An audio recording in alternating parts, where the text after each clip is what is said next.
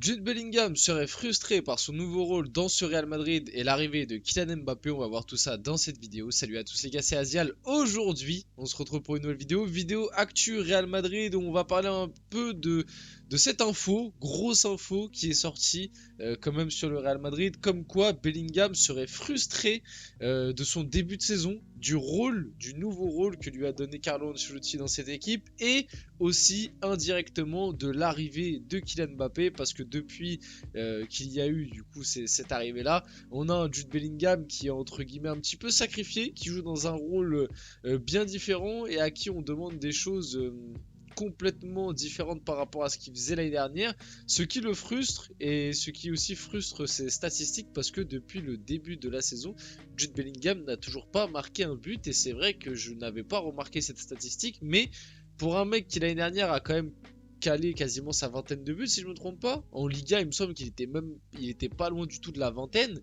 Il était d'ailleurs meilleur buteur avant la dernière ou l'avant-dernière journée de Liga où Sorloth lui est passé devant.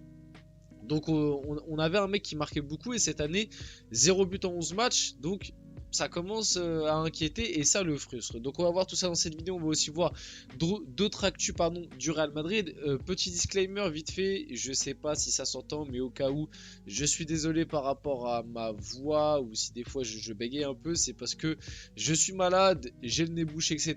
Bref, je vais pas plus que ça développer là-dessus. On va passer directement au vif du sujet de la vidéo. Avant ça, n'hésitez pas à liker, à commenter, à partager et à vous abonner. Ça fait toujours plaisir et ça aide pour le développement de cette chaîne. Voilà, je vous remercie quand même pour les dernières semaines qui sont très très bonnes. Et on peut y aller directement. Je remercie tous ceux qui like et qui commentent. Vous inquiétez pas, je vous vois. Même si je réponds pas tout le temps, j'essaye un maximum.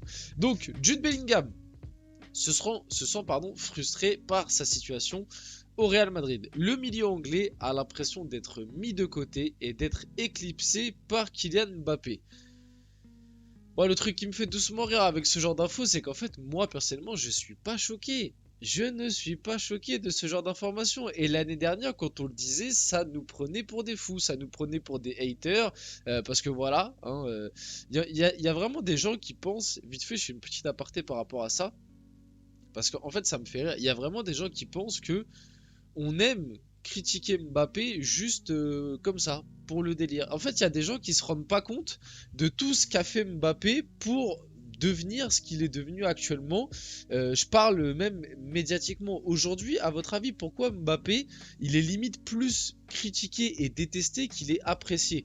C'est qu'il y a bien une raison. C'est pas arrivé du jour au lendemain comme ça, juste un matin, on s'est réveillé, on s'est dit tiens, on va critiquer Mbappé parce que oh tiens, on a envie.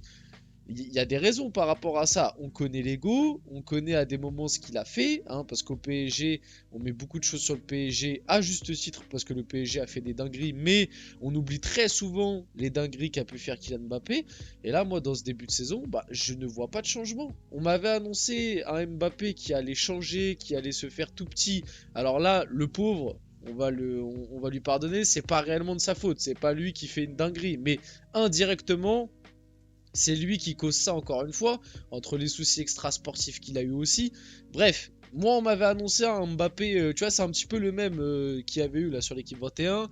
On m'avait annoncé Mission Impossible, un Mbappé qui allait parfaitement cohabiter dans ce Real Madrid, qui allait parfaitement s'entendre avec toutes les autres stars, qui allait avoir aucun problème parce que le Real Madrid sait gérer des stars. On m'avait annoncé une équipe flamboyante et puis au final c'est Danny Boone quoi. C'est-à-dire qu'au final, le Real Madrid, là, en l'espace de 2-3 mois, ils ont eu plus de polémiques et de problèmes que sur les 3 dernières années limite.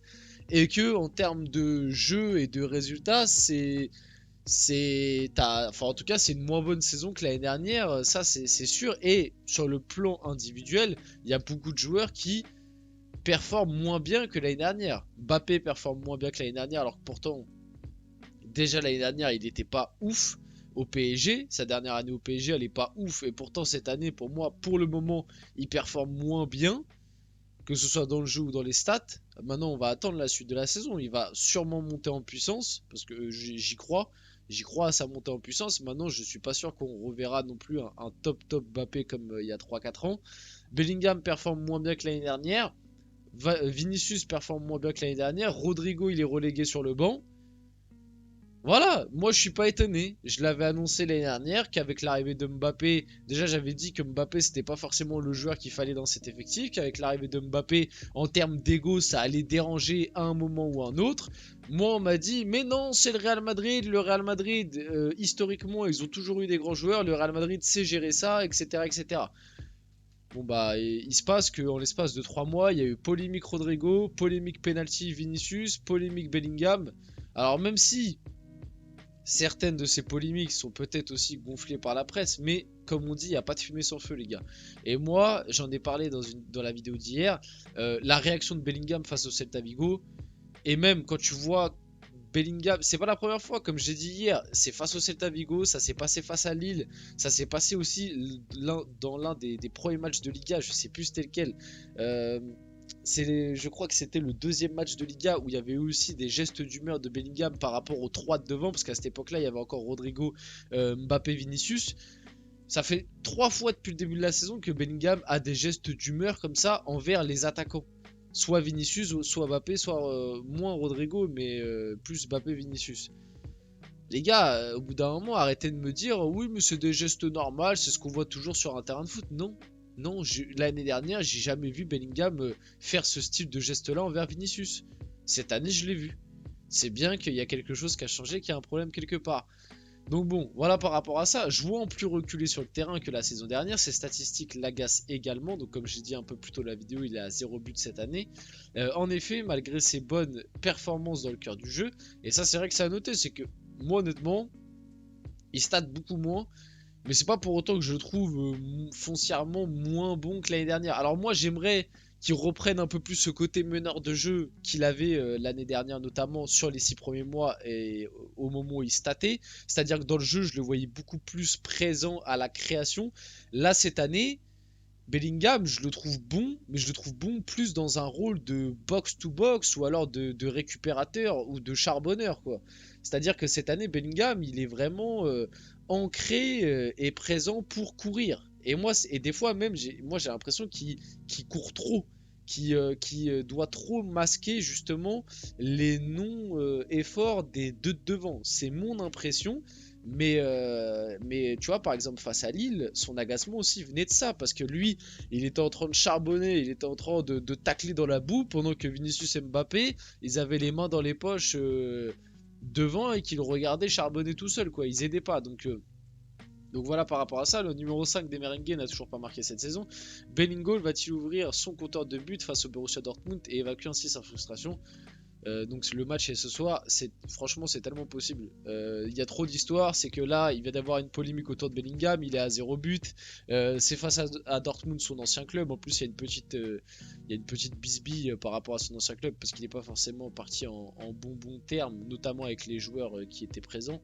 Ce serait clairement Real Madrid, hein, parce que tu vois là par exemple Mbappé on l'a détruit pendant 2 semaines face à Celta Vigo, il marque. Bon il fait pas un gros match mais il marque, donc ce serait tellement Real Madrid que ça se passe. On va vite fait passer à d'autres actus, notamment sur le bon vieux Tony Kroos. Tony Kroos qui est à la retraite, il a déclaré 2-3 trucs sympas, donc notamment le ballon d'or n'est pas important pour moi.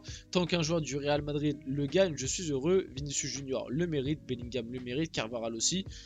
Bon, rien à ajouter, il a raison. Bah, lui aussi, en vrai, le mériterait. Et c'est vrai qu'on n'en parle pas parce qu'il il a pris sa retraite et que je pense que du coup, ce n'est pas possible. Mais c'est vrai que Tony Kroos aussi rentre complètement dans, pour moi, les joueurs qui mériteraient ce ballon d'or. Et je trouve d'autant plus maintenant qu'il a pris sa retraite dans le sens où, bah, comme là, cette année, dans ce début de saison, il est plus là, on se rend compte de plus en plus de son importance. Parce que moi, je suis désolé, mais Mbappé, tu vois, on le cible beaucoup par rapport à ça.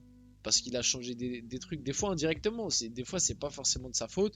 Et ça rejoint un peu ce que disait Romain Molina quand il disait que Mbappé, il avait, euh, il avait des difficultés à bien s'acclimater dans le vestiaire et que certains joueurs n'étaient pas forcément pour sa venue, mais que c'était pas foncièrement de sa faute, c'était juste que certains joueurs n'étaient pas pour qu'ils viennent. Ça veut pas dire tous, hein, ça veut pas dire tous. Certains voulaient qu'ils viennent, mais d'autres étaient un peu plus réticents.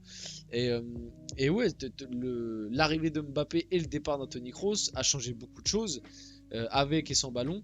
Et c'est là qu'on se rend compte que Tony Kroos, quand même, c'était c'était ton constructeur, quoi. C'était le mec qui te menait le jeu. Et cette année, t'en as plus. Bellingham aurait pu, à minima, le remplacer, sauf que Bellingham, le pauvre, il doit courir 15 km par match, donc c'est très compliqué. Et il a aussi eu cette petite déclaration-là: le plus difficile a été d'annoncer ma retraite à mon fils et à Ancelotti. On s'en rappelle, donc c'est assez drôle. On s'en rappelle que l'année dernière, Ancelotti a tout fait pour que Toni Kroos joue encore une saison. Au, au minimum, mais la décision a été prise et il a finalement bel et bien arrêté. On arrête la vidéo là-dessus. J'espère que cette vidéo vous a plu. Si c'est le cas, n'hésitez pas à la liker, commenter, partager et vous abonner, les gars. C'était Asial et on se retrouve très rapidement pour une prochaine vidéo.